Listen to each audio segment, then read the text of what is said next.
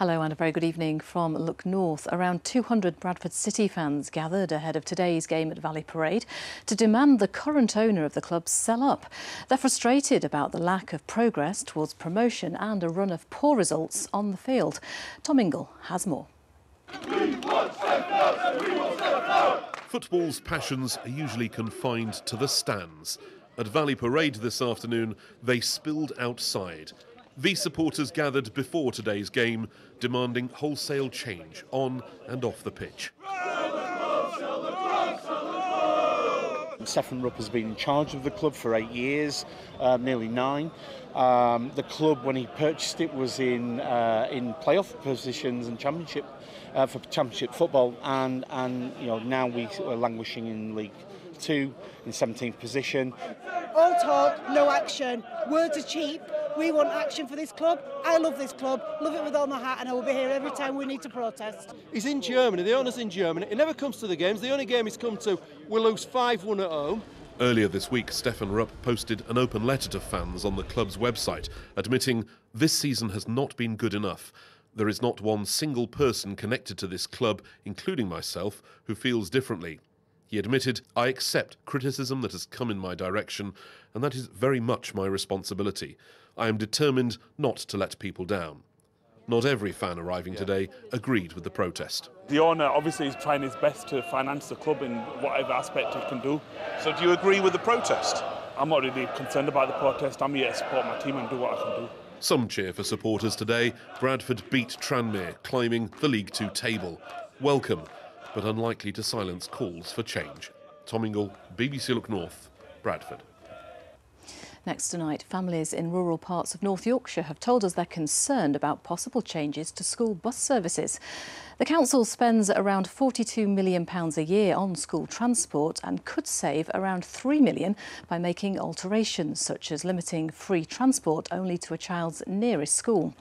A public consultation ends next month, and some children say they're worried about having to move schools, as Phil Chapman reports. Taking the county's children to school and back costs North Yorkshire Council around £1 million a week. And in rural areas like Swaledale, bus services are essential for students like Amelia, arriving home here in Reeth from Richmond School. But her mum fears any budget cuts or catchment changes could make life much more difficult. Definitely could affect ourselves at the moment. Amelia gets on the bus here to go down to Richmond. Priority road, so it's gritted every day, ready for the schools. If it's altered and we have to go to our closest secondary, that's going to be Wensleydale, which at the moment we can go over the tops to Wensleydale, or you would have to go down to either Stainton Lane or Downham, which you start doing that, it's similar length. Are the roads going to be gritted if they're sending us around different roads? Is there going to be enough buses if they start splitting the children up? Because some people are still going to choose Richmond School over Wensleydale. There's people from all over come to Richmond, and the people that are already there, they've already made friends in there, and some of them don't want to leave. And if parents can't pay, if they don't want to leave, it's like a whole new job of making new friends and all of that. Even more remote, further along the Swaledale Valley, another family is concerned about the long-term future of school transport. The distant road ahead for Christine's young twins, Sam and Rose, is unclear at present. So far, North Yorkshire Council says the consultation is seeking views from parents, carers and schools ahead of any changes over a 7-year period.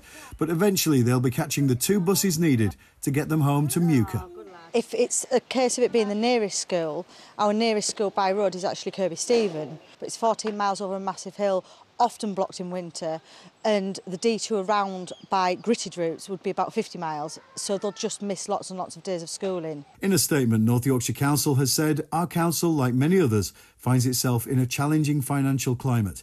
We must strike the right balance to fulfil the competing needs of our statutory services while ensuring other services are sustainable.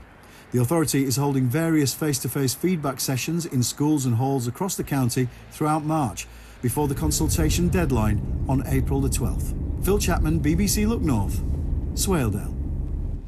Now, there were celebrations on the finish line for a lady from Leeds today who completed her 200th and final marathon. Hilary Warham is 82 years old and says it never matters how long it takes, but it's the crowds and helping others that keeps her going. Beth Parsons was there to cheer her on. 199 marathons. more than 3,100 miles. Auntie Hills may be old, but she knows what she's doing. And what must be tens of thousands of cheers from the sidelines. I've always had a lot of energy. And if you don't use it, you lose it. And when you're not using it, and it's grey and it's wet and you don't want to go out, you're a bit miserable. You go out for a run, you feel better. Hilary started doing marathons in her 50s. She's not worried about personal bests, it's the company and the crowds she's here for. Right, off you go. But Hilary isn't stopping there. She got special permission to set off at 6 o'clock this morning alongside her daughter and support assistant Lynn, giving her plenty of time to get 26 miles in. Hello. How are you feeling today?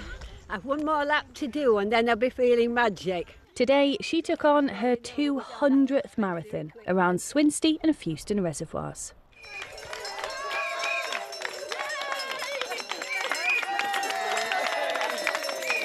Very hard, but I've got my 200 and that's it.